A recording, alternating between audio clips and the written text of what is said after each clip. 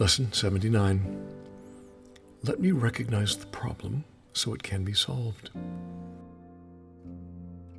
A problem cannot be solved if you do not know what it is. Even if it is solved already, you will still have the problem because you will not recognize that it has been solved. This is the situation of the world. The problem of separation, which is really the only problem, has already been solved. Yet the solution is not recognized because the problem is not recognized.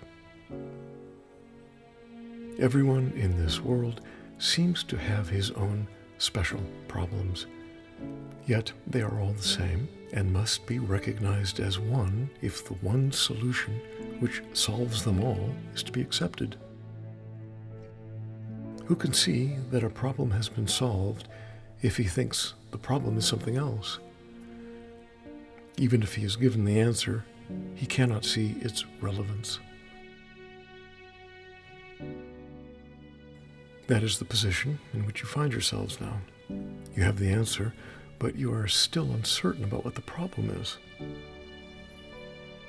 A long series of different problems seems to confront you, and as the one is settled, the next one and the next arise.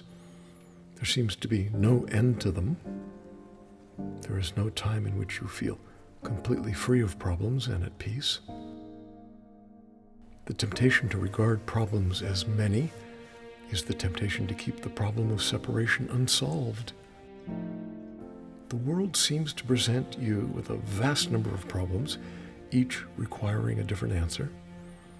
This perception places you in a position in which your problem solving must be inadequate and failure must be inevitable. No one could solve all the problems the world appears to hold. They seem to be on so many levels, in such varying forms, and with such varied content that they confront you with an impossible situation. Dismay and depression are inevitable as you regard them. Some spring up unexpectedly just as you think you have resolved the previous one. Others remain unsolved under a cloud of denial and give rise to haunt you from time to time, only to be hidden again, but still unsolved. All this complexity is but a desperate attempt not to recognize the problem and therefore not to let it be resolved.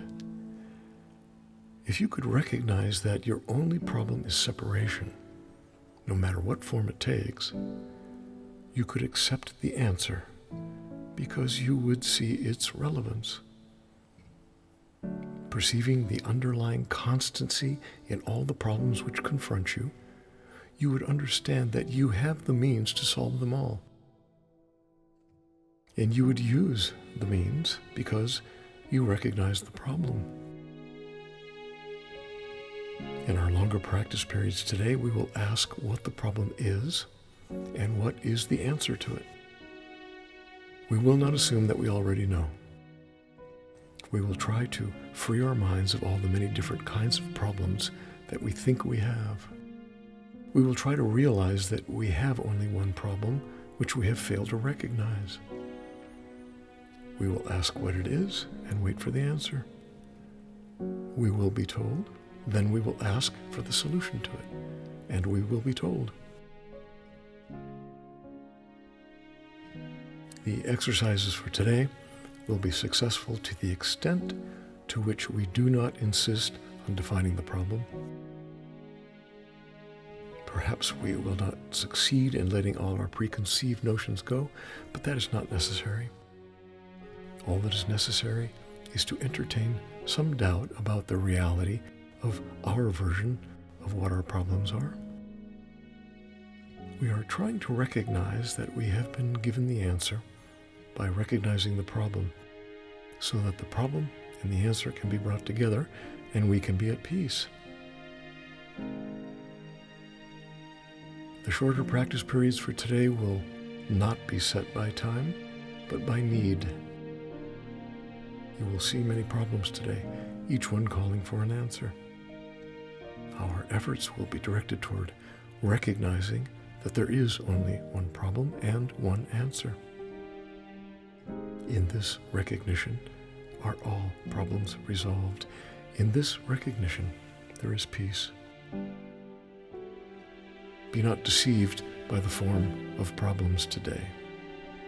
Whenever any difficulty seems to rise, tell yourself quickly, let me recognize this problem so it can be solved. Then, try to suspend all judgment about what the problem is. If possible, close your eyes for a moment and ask what it is. You will be heard and you will be answered.